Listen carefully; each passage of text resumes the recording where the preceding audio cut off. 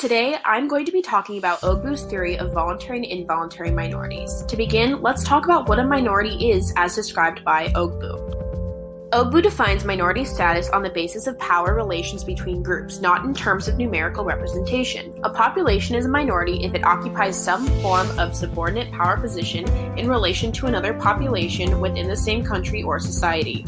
Does not include autonomous minorities, which are small groups that are not completely oppressed by the dominant culture, are white, and are not encompassed in Ogbu's overall more general theory. These people may be culturally or linguistically distinct, but are not politically, socially, or economically subordinated to major degrees, and find high rates of school success, according to Ogbu. So you might be asking yourself, what about refugees and migrant farm workers? According to Ogbu, these people display a tourist attitude towards the U.S., allowing them to observe and appreciate American culture while maintaining their own. Ogbu considers refugees as people from Cambodia, Haiti, Ethiopia, and Vietnam.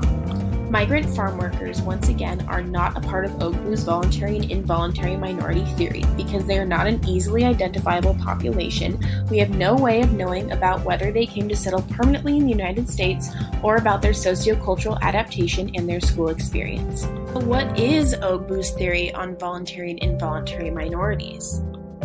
Ogbu was attempting to define different types of minorities in the United States. He breaks these minorities into two different groups, voluntary and involuntary. This theory provides educators with an understanding of socio-cultural dynamics affecting minoritized children's school performance and differential success in schools. According to Ogbu's theory, voluntary minorities are people who typically view the U.S. positively and do not feel that the U.S. culture is forced upon them. They are often there for better opportunities, such as jobs, personal freedoms, and security. Voluntary minorities also include the children of immigrant minorities and their descendants. Some examples are people from Africa, Cuba, China, India, and Japan, according to Ogbu. Because of their dual frame of reference based upon their situation in the U.S., voluntary minorities are usually willing to accept unequal treatment and justify its existence in schools. They often compare their success to their homeland standards and have high expectations of academic achievement, as well as having supportive peers that also value academic success. Involuntary minorities are not immigrants. They are people whose ancestors have been conquered, enslaved, or colonized. These people feel that the mainstream American culture and presence has often been forced upon them. To these people, the U.S. is the only home they know. Some examples of these people include Native Americans, Alaska Natives, Native Hawaiians, early Mexican Americans, and Puerto Ricans.